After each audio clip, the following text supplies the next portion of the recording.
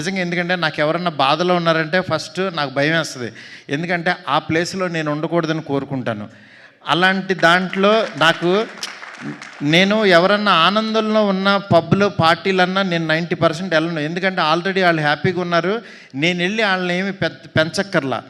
కానీ బాధలో ఉన్నవాడికి నాలాంటి వాడి మాట, నేను తట్టే భుజం చాలా హెల్ప్ అవుతుంది. అది యాక్చువల్గా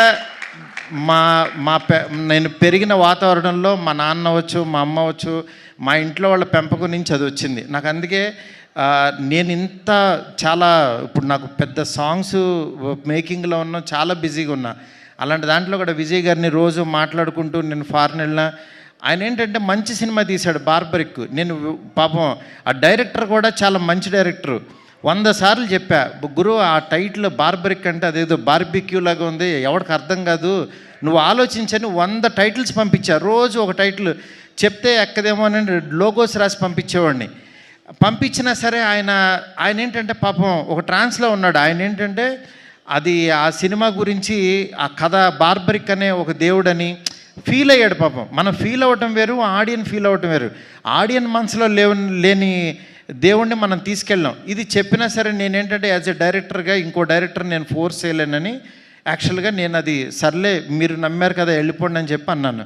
అది అలాగే వెళ్ళిపోయింది. చివరికి యాక్చువల్గా ఆయన మంచి సినిమా తీసి చూడలేదని చెప్పుతో కొట్టుకున్నాడు. నాకు చాలా బాధ అనిపించింది. డైరెక్టరు, కళాకారుడు 10 మందిని క్రియేట్ చేసేవాడు అలాంటి పిచ్చి పనులు చేయొద్దు దయచేసి. ఎందుకు చెప్తున్నానంటే ఆడియన్స్ని రప్పించడానికి ఎన్ని పిచ్చి మాటలు మాట్లాడుతున్నారంటే, బూతులు మాట్లాడుతున్నారు, చొక్కా తీసు తిరుగుతానంటున్నారు, అసలు సినిమాలే మానేస్తానంటున్నారు.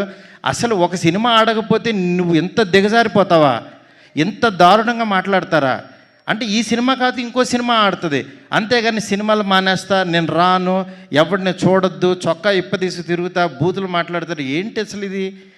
కల్చర్ ఎటు వెళ్ళిపోతుంది? ప్రతి సినిమాకి చూస్తున్నా. మనం ఏదన్నా కొంచెం కాంట్రవర్సల్గా మాట్లాడితే సినిమా వెళ్తుంది, బూతులు మాట్లాడితే సినిమా చూస్తారు. నేను రాసినన్ని డబుల్ మీనింగ్ డైలాగులు నేను కూర్చుంటే నాకంటే గొప్పగా ఎవడో రాయడు, గుర్తుపెట్టుకోండి. కానీ నేను ఎందుకు రాయట్లేదు? బస్ స్టాప్ అనే సినిమాతో ఆపేశాను నేను. ఎందుకు రాయట్లేదు? డబ్బులు సంపాదించడం నాకు రాదా? నేను బ్యూటీ లాగా 4 రోజులు కూర్చున్నానంటే 100 డైలాగులు ఇస్తా ఇట్లాంటి సినిమాకి. ఎందుకు తీస్తున్నావు? ఫ్యామిలీస్ రావాలి, మంచి సినిమా, క్వాలిటీ సినిమా ఇవ్వాలి. ఈ రోజుల్లో బస్ స్టాప్లో డబుల్ మీనింగ్లు, బూత్ డైరెక్టర్ అనేవాడు 400 కోట్లతో రాజాసాబ్ తీస్తున్నాడు. వాడి ఎదుగుదల చూడండి, వాడి గ్రాఫ్ చూడండి, వాడి కెరీర్ చూడండి. నేను అది చెప్తున్నా. ఊరికినే డైరెక్టర్లు అయిపోరు. ఊరికే పాన్ ఇండియా స్టార్ వచ్చేసి ఒక ఫ్లాప్ సినిమా తర్వాత పిలిచి ఎదురుగుండా కూర్చోబెట్టి సినిమాలు ఎవరు ఇక్కడ?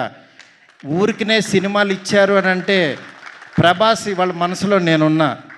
మేమిద్దరం ఎంత ప్రేమలోనో నాకు తెలుసు. నా మెసేజ్లు చూస్తే ఆయన ఎంత ప్రేమిస్తున్నాడో నాకు తెలుసు. ఇవన్నీ నేను తర్వాత వచ్చినప్పుడు మాట్లాడతా.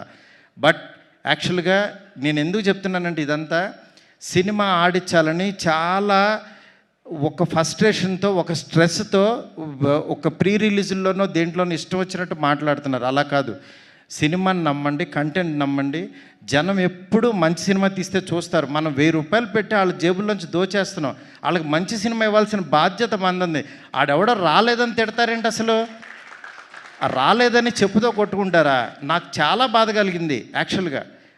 అందుకని ఇలాంటి చిల్లర పనులు, చీప్ పనులు చేయొద్దు. ఈ సినిమా కాదు ఇంకో సినిమా. ఒక సినిమా ఫెయిల్యూర్ అయిందంటే ఓహో మేబీ నేను నచ్చలేదు, నా కంటెంట్ నచ్చలేదు అని రియలైజ్ అవ్వండి. రియలైజ్ అయ్యి ఆడియన్కి ఏం కావాలో అది వండి పెట్టడానికి ట్రై చేయండి. అంతేగాని నువ్వు చేసిన వంట ఆని తినమంటారు ఎందుకు? ఫోర్స్డ్గా ఆ పనులు చేయొద్దు దయచేసి.